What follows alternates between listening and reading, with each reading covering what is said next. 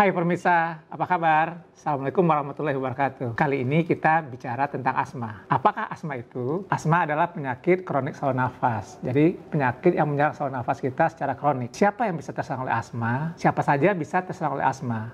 Walaupun asma lebih sering pada usia anak-anak sampai usia dewasa muda. Tapi kadang-kadang asma juga bisa menyerang orang yang lebih tua, bahkan orang yang sudah tua sekalipun. Bagaimana kita tahu bahwa kita asma? Tentu saja dari gejala-gejalanya. Apa saja gejala asma? Gejala asma itu bisa bermacam-macam. Mulai dari batuk-batuk saja, batuk-batuknya bisa berdahak, bisa juga tidak. Kemudian rasa berat di dada, atau kita sebut juga sesak nafas. Kemudian kalau sudah agak berat, dia lebih nyata. Nanti ada terdengar suara bunyi, yang kita sebut namanya bunyi mengi, bunyi mencicit. Nah, dengan demikian itu antara gejalanya. Tapi kan penyakit lain juga ada seperti itu. Benar, ada penyakit yang mirip seperti asma. Bagaimana kita tahu bahwa ini karena asma? Nah, biasanya gejala itu timbul kalau ada faktor pencetus. Ada suatu hal yang menyebabkan. Apa saja pencetus pada asma? Pencetus pada asma bervariasi sangat banyak sekali. Mulai dari debu rumah, bisa juga dari debu asap kendaraan, dari asap rokok, bisa juga makanan ya. Walaupun makanan biasanya lebih banyak terjadi pada anak-anak. Makanan apa saja yang bisa menyebabkan asma? Bisa macam-macam. Mulai dari coklat, bisa juga kacang-kacangan. Yang sering adalah makanan yang mengandung protein. Seperti ikan laut, udang, kemudian telur, kepiting, dan masih banyak lagi. Ada juga bulu binatang, kucing, bulu anjing, demikian. Dan juga ada kecoa, pokoknya banyak sekali dan itu sangat bervariasi. Tiap-tiap orang mungkin berbeda faktor pencetusnya. Tiap-tiap orang bikin faktor pencetusnya hanya satu, tapi ada lagi orang yang lain faktor pencetusnya banyak sekali.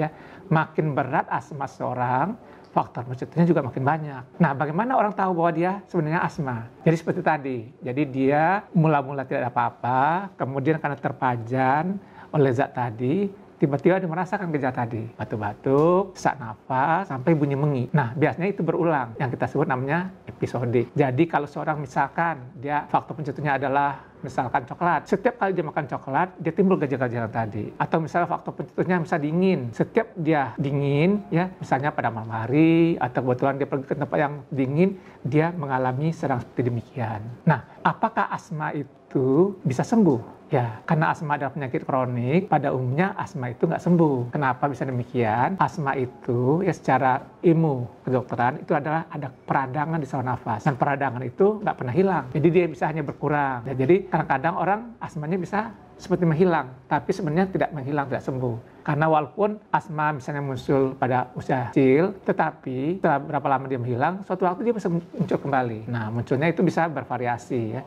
Bisa muncul pada usia dewasa, usia tua, dan sebagainya. Bagaimana asma? Siapa yang lebih banyak dikenai oleh asma? Anak laki atau anak perempuan?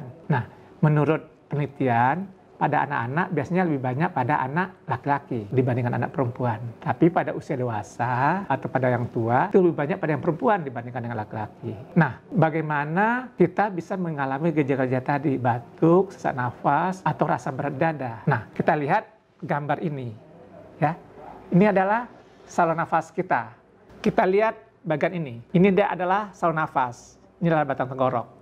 Kemudian akan bercabang-cabang. Ini paru sebelah kanan, ini paru sebelah kiri. Dia makin ke ujung, makin kecil.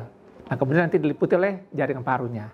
Nah, asma itu kelainannya ada di saluran nafas ini. Apa yang terjadi? Jadi seperti yang saya katakan tadi, kalau ada faktor pencetus, maka saluran nafasnya menyempit. Karena dia menyempit, maka aliran udara yang masuk atau keluar pun agak susah. Dan itu menyebabkan orang timbul keluhan. Keluhan yang ringan adalah batuk-batuk, kemudian rasa berat di dada, sesak nafas, dan bunyi mengi. Nah, kelainan ini yang saya katakan tadi, kalau kita lihat, ada peradangan di sana. Nah, saluran nafas ini pada orang tertentu dia sensitif. Kita sebut namanya hiperaktivitas. Sebenarnya yang asma itu bukan hanya manusia loh. Tahu putri malu? Nah, putri malu, tumbuh-tumbuhan itu juga asma. Jadi kalau dia kesenggol, menyempit, tapi bukan saluran nafasnya menyempit, daunnya menyempit, maka dia kuncup. Nah, karena dia hiperaktif. Nah, pada orang-orang yang menguncup itu kan daunnya, tapi saluran nafasnya menyempit karena tersentuh suatu. Yang menyentuhnya tadi yang saya sebutkan faktor pencetus. Bisa itu dingin, bisa itu makanan, bisa itu serbuk sari misalnya, bisa juga bulu binatang, bisa juga udara tadi karena dingin, ya.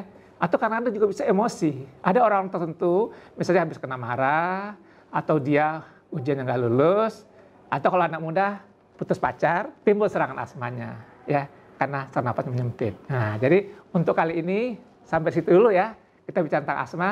Kita ketemu lagi pada kesempatan lain. Kalau ada yang ingin ditanyakan, silakan Anda tulis pertanyaan Anda, nanti saya akan coba jawab. Jangan lupa ya, di subscribe. Sampai ketemu. Assalamualaikum warahmatullahi wabarakatuh.